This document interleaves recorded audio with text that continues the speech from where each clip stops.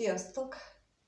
Megnézzük, hogy mit nem mond el az a személy, akire gondoltok. Mi az, amit ő most csinált, de nem beszél róla, vagy amire gondol, és nem beszél róla, szóval mi az, amiről ő nem beszél. Ahogy szoktam, 3 különböző kártyából 3 lapot hozok, úgyhogy először mi az, amit ő nem mond el, erre kérnék szépen 1 lapot, aztán még egyet, és még egyet. És akkor a következő kártyából is nézzünk egyet, illetve 3, hogy mit nem mond el. Mit nem mond el ez a személy?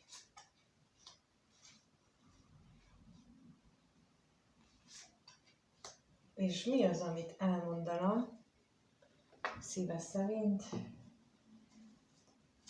de nincsen bátorsága, lehetősége, vagy nem is fogalmazódott meg így konkrétan benne. Ez a ki nem mondott szerelmes érzések kártyájából szöveges 3, ebből is. Mi az, amit ő mégiscsak elmondana, ha volna hozzá mersze? 1, 2 és 3. No, hát lássuk. Először kijött a kelyhek 4-es, a kelyhek 10-es és a kardok királya. A másik pakliból kijött az érmék 4-es, a kelyhek 10-es ugyancsak, és a botok 7-es. Nagyon érdekes, hogy 2 4-es lap, egy kehely 4-es és egy érmék 4-es, valamint a kelyhek 10-es kétszer is, és egy kardok királya, meg egy botok 7-es kíséri. És ez mindegyik egy dolognak vagy a különböző aspektusait mutatja meg nekem, mert méghozzá a ragaszkodást a család illúziójához. Ugye a múltkor valamikor pontosan ugyanez a kártya volt itt a kelyhek 10-esként, és én nem tudom, nekem ez mind a 2 kártya, mivel hogy csak bámulják azok a kelyheket, és nem isznak belőle, nem élik meg, hanem mint a szivárvány, mint egy látomásnak ott van fönt valahol messze elérhetetlen magasságban. Van itt egy család, papa, mama, gyerek, illetve gyerekek, de ezek mind nem a kézzel fogható valóság, hanem mint a szivárvány. Egy csodás ábránd, egy csodás látvány, egy csodás elgondolás, de ha beülünk az autóba, vagy felülünk a biciklire, vagy csak egyszerűen elindulunk gyalog, és el akarjunk jutni a szivárvány lábához, hogy megfogjuk, hogy elérjük, sosem fogjuk elérni. Tehát egy ilyen soha el nem érhető ábránd, ez az egész, amit a kelyhek 10-es ezért mutat. Ezért szoktam én mondani, hogy én nekem a kelyhek közül a 9-es lap az, amelyek az én kedvencem, mert a kelyhek 9-esben minden ott van. De még van benne valami olyan, amiért dolgozni kell, ami nem hagy ellustulni bennünket, ami nem hagy, mert hogy itt az ábrándozás az azért van, egyébként akkor szoktunk valójában ábrándozni, hogyha túlságosan ráérünk, mondjuk így, mert amikor annyi munkánk van, akkor egyszerűen nincs időnk ábrándozni, akkor arra van időnk, hogy egyik lábunkat tesszük a másik után, és akkor nem a képzelgésekkel vagyunk elfoglalva, hanem örülünk, hogyha végzünk időben, és akkor van egy kis időnk leülni, és csöndben, nyugodtan lenni.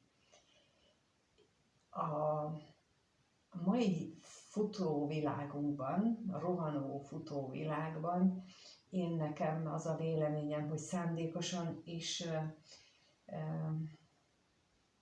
teszik ezt valahol valakik, hogy így felgyorsították nem az időt, az idő is gyorsul, de annak más az oka, hanem azt, hogy ilyen mindent is akarjunk, hogy ennyi mindent kapunk, vagy ennyi mindenre van lehetőségünk. Mert amikor az ábrándjainkat hajszoljuk, akkor nincs időnk magunkba mélyedni. És én a háttérben ezt érzem itt is, és az egész hétköznapi valóságunkban is azt érzem, hogy szándékosan nem akarnak engedni bennünket a valósággal szembenézni, hogy hogyha időnk leülni és gondolkodni. Mert akkor vagy trendi, ha ezt csinálsz, akkor vagy trendi, hogyha mindig ott vagy fönn a közösségi médián, hogyha tájékoztatod magadról az embereket, ekkor vagy trendi. És ez rengeteg, arról nem is beszél, vagy a rengeteg információ, tehát az emberi agy nem erre van kiképezve, hogy ennyi információt befogadjon. Amikor én születtem, hát akkor töredéke volt az információknak a mostanihoz képest, és akkor is nehézséget okozott sok embernek az akkori mennyiségű információ befogadása, például iskolában. Hát még most. Tehát most képtelenség befogadni ennyi információt, és mivel ez nem lehetséges, ezért mindenki csak eljátsza, és itt még inkább a felszínességre ösztönöznek. Itt is ezt érzem, tehát nagyon érzem itt a felszínességet. Itt a Kejhek négyesével, a Látszat családdal azt érzem ebből, hogy nem boldog ettől a családtól, nem boldog attól, ahol ő van, de az eszével, mert ő a kardok királya, ő az eszével mindent is meg tud logikusan magyarázni, mindenre talál észszerű megoldást, és mindenre tudja, hogy miért úgy kell lenni. Ez az, amiről az előbb is beszéltem, hogy rengeteg olyan mintát raknak elénk az életben, vagy az életünkben és a felnövekvés során a gyermekek elé is, amit azt hiszik, hogy szükség van rá. És ugyanígy a filmekben a család minta, hogy szép házban, kutyával és együtt élnek, és akkor ezt az ábrándot akarja mindenki elérni, és nem arról beszélnek a filmekben, hogy ők hogyan igazodnak egymáshoz, hogy a család hogyan vigyáz a gyermekre, hogy a gyermek lelkére, hogy mit mond el neki, és amikor rájön a szülő, hogy húha, ezt most nem kellett volna, akkor van-e benne annyi, hogy bocsánatot kér, hogy ne haragudj kicsikém, én attól még szeretlek. És hogy a gyermek megtanulja-e, hogy ezt el tudjuk fogadni, a bocsánatkérést a másiktól. Tehát a család az arról szólna, hogy ezeket így megtanuljuk, és nem arról szól, hogy megyünk nyaralni, és megyünk kirándulni, és ezt közé is tesszük, és posztok seregét gyártjuk le a közösségi médiában, hogy mindenki lássa, hogy milyen szuper jó az életünk, és itt ő valójában itt a Kejhek négyessel azt mondja, hogy ő ezt unja, ezt a látszatot ő nagyon unja, de ésszel meg végig gondolva ezt kell tennie. Tehát ez a valóság.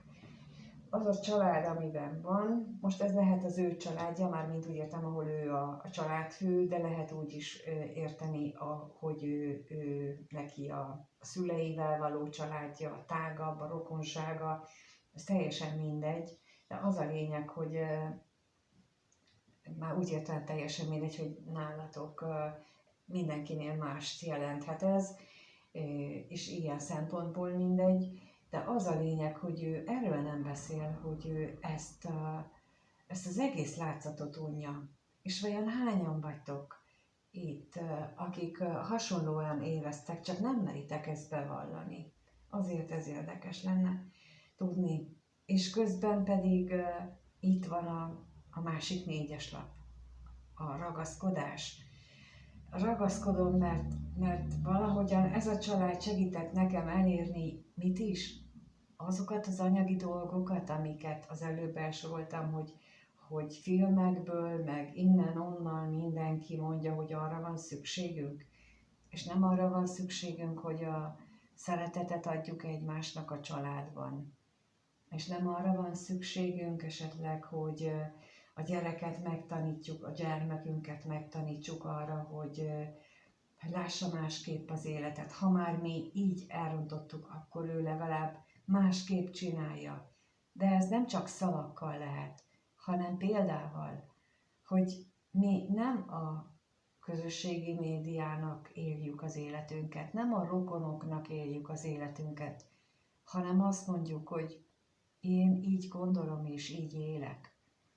A példánkkal, és ez kezdetben valószínűleg az egész családot megbotránkoztatja, hogyha kimerjük mutatni a valódi belső kívánságunkat. Ez biztos, hogy első körben megbotránkoztat.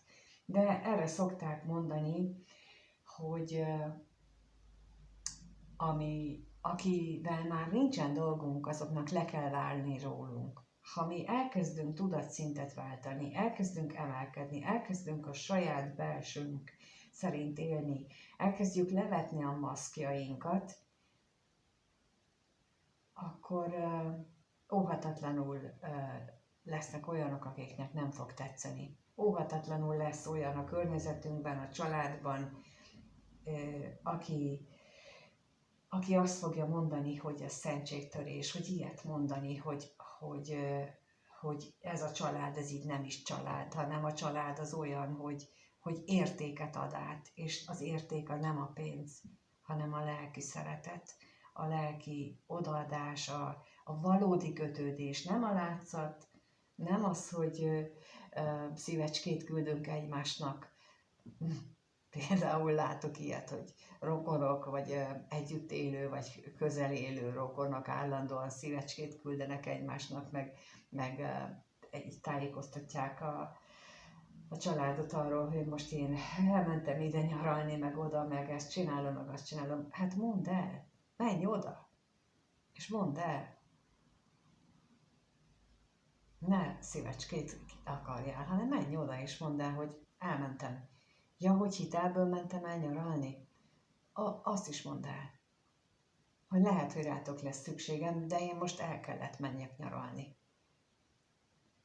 Ez fontos lenne, de ehelyett inkább védekezik. Védekezik mindenkivel szemben, mert ragaszkodik a látszathoz, ragaszkodik az ábrándhoz, bár unja és nem szereti, de ésszel ezt gondolja, hogy ez a helyes, ez a jó, és ezért ragaszkodik. És belül meg védekezik mindentől, védekezik azoktól a belső késztetésektől, hogy de hát én ezt nem akarom, hogy elegem van. És ha tudnátok, hogy hány ember érzi ugyanezt, hogy elegem van, csak nem meri, mert hogy mit szólnak a többiek, meg hogy húha, akkor megszólnak engem, vagy nagyon sokan például, akik valódi narcisztikus kapcsolatban élnek, ott a narcisztikus társ, ő akár évtizedeken keresztül dolgozik azon, hogy amikor a társa az empata az ki szeretne szállni, akkor mindenki ellene forduljon, és ne legyen lehetősége. Ő ezt, és akkor ilyenkor a narcisztikus társ ezt nagyon tudatosan évtizedeken, éveken keresztül építi fel, hogy teljesen elzárja a rokonaitól, a gyerekeitől és mindenkitől.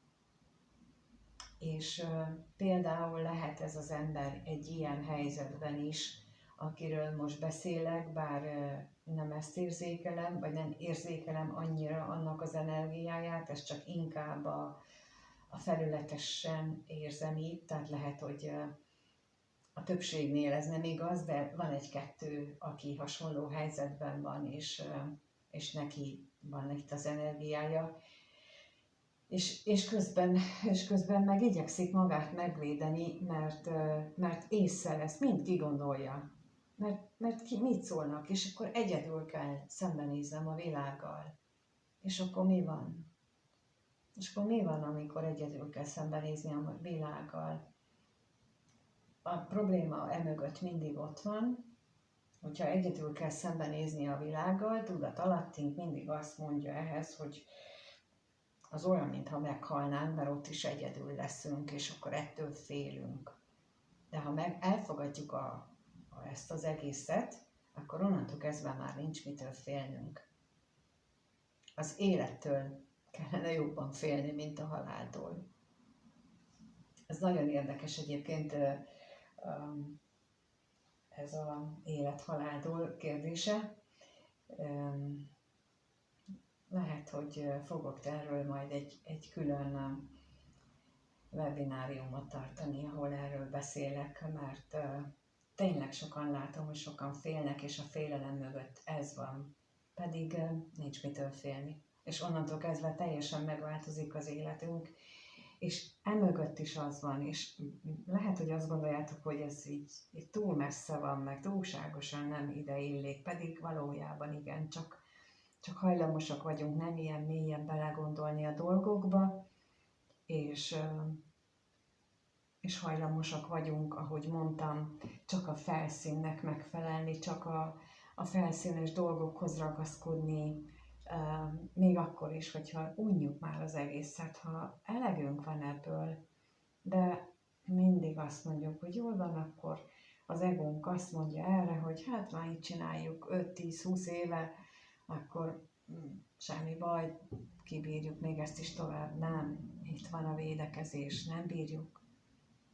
Ez a védekezés már nem soká tart ki. Ez a védekezés még néhány évet, évtizedet. És amikor majd igazán kellene védekezni, amikor valódi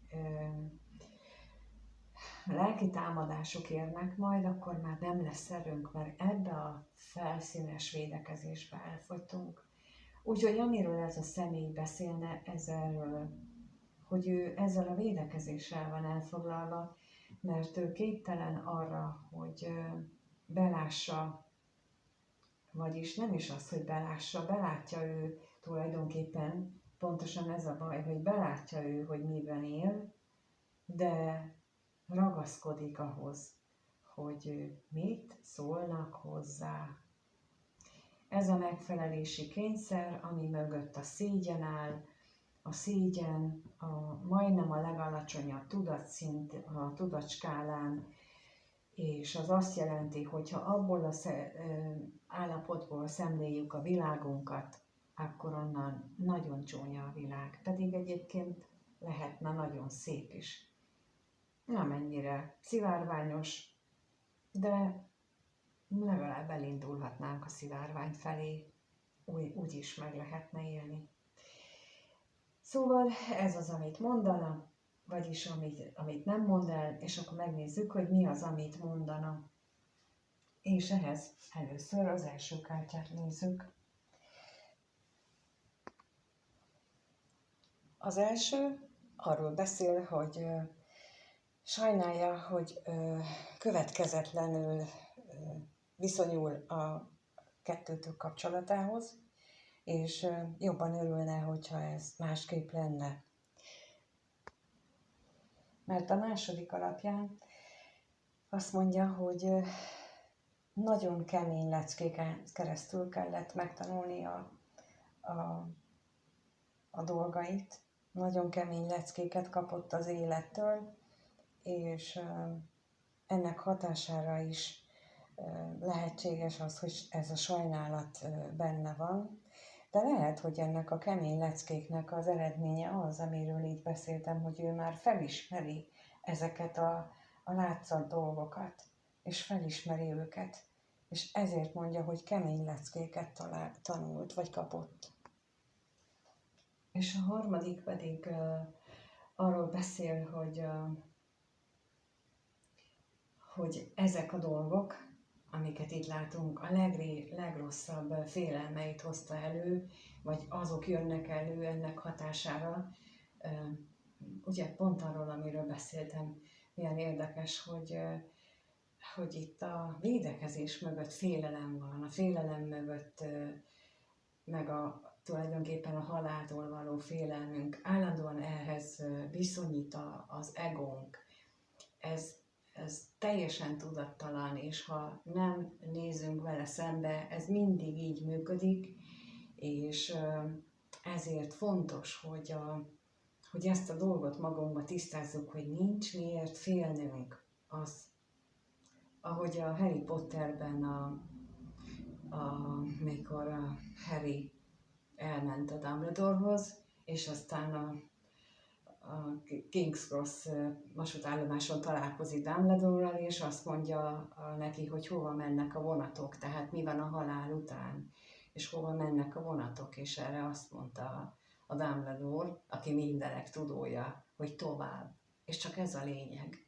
Ez tökéletesen jól szemlélteti az a rész, ezt ahogyan nekünk is jó lenne hozzáállni mindenkinek ehhez a dologhoz, és onnantól kezdve, hogyha már nem úgy éljük meg, hogy a félelmeinket azonosítjuk a halállal, hogy nem úgy élünk meg, hogy például néha van ez a mondás is, hogy belehalok, annyira rosszul érzem magam, annyira fájnak ezek akár egy csalódás, akár egy szerelmi csalódás, tehát, hogy azért hasonlítjuk a halálhoz, mert attól félünk a legjobban. És ez tudat alatt ott van bennünk. És ezt mondja, hogy ő neki is a legrosszabb félelmei jöttek elő így, hogy ezeket átgondolta, és erről ezt a részét elmondaná. Ezt, amit itt mondtam, tehát ezt, hogy mire jött rá, hogy ez csalóka ábránd, és minden csak látszat, erről nem beszélne. Ez annyira tabu, azt hiszem, nem csak neki, mindenkinek másnak is, hogy felmerjük vállalni magunkat, felmerjük vállalni azt, hogy nem értünk mindenben egyet a világgal, illetve vannak helyzetek, amikor nem érthetünk egyet, mert ott az életünk a tét, a saját életünk, és akkor azért szembe kell mennünk bizonyos dolgokkal, de azt tapasztaltam, hogy utána mindig aztán rendeződnek, tehát ott az egy olyan, mintha egy akadály lenne, amit ha megugrunk, akkor utána jobb színvonalon visszarendeződnek a dolgok. Nekem sokszor volt ilyen akadály, és hál' Istennek mindig volt bátorságom is hozzá, és mindig jobbat kaptam helyette, vagy utána, mint amit előtte ott hagytam. Úgyhogy ezért gondolom, hogy ehhez legyen mindenkinek bátorsága. Azt kívánom, hogy ha van valakiben ezek a felismerések, akkor legyen hozzá bátorság is, hogy megcsinálja, mert azokat az égi segítők mondják, ők az intuíció, a belső hang, és ők mindent tudnak, azt is, amit mi emberek nem, és ők olyat nem mondanak, amivel rossz irányba terelnek bennünket. Hát azért vannak persze nem minden tiszta és fehér, de azért a legtöbb esetben így az égi segítőinkre nyugodtan támaszkodhatunk, ha tudjuk őket, vagy tudunk velük kommunikálni, ezért jó, hogyha fejlesztjük Na mindegy, szóval ez a személy elég nagy felfedezést tett, elég nagy dilemmában van, és elég nagy leckét ad. Na, hogyha elmerném mondani, de köszönöm, hogyha itt voltatok és megnéztétek, vagy megnézitek. Köszönöm, ha megírjátok ezeket, hogy ti hogyan vagytok. Hogy esetleg van-e nektek is, vagy szokott-e nektek is ilyen lenni, ilyen kétségeitek, hogy az, amit csináltok, az valóban helyese, vagy éppen más csinálnátok szívetek szerint, de, és akkor a de után következő rész az a lényeg, hogy miért. És ezeken a de után következő részen kell dolgozni, hogy miért van ott az a de. Hogy mi az, ami de. Úgyhogy ezt köszönöm, ha megosztjátok velem, a lájkokat és a feliratkozást is köszönöm azért, mert az segíti a csatornát, segíti, hogy minél több emberhez jusson el, és így talán olyanhoz is eltalál, akinek pont erre a mondatra, vagy bármelyik mondatra van szüksége ahhoz, hogy ő tovább tudjon haladni az élete útján. És köszönöm még egyszer, a leírásban megtaláljátok az elérhetőséget, hogyha egyéni konzultációt kértek mindenféle témában, önismeretében, blokkoldásban, a családi karmanak a blokkjait oldjuk, akikkel ezen dolgozunk. Nagyon szép dolgok, szép eredmények tudnak születni, és különleges dolgok, úgyhogy csak ajánlani tudom mindenkinek, legalább egy próbát megér, hogy megtapasztaljátok, és akkor onnantól kezdve már látjátok, hogy miről van szó. Mindenkinek minden jót kívánok, sziasztok!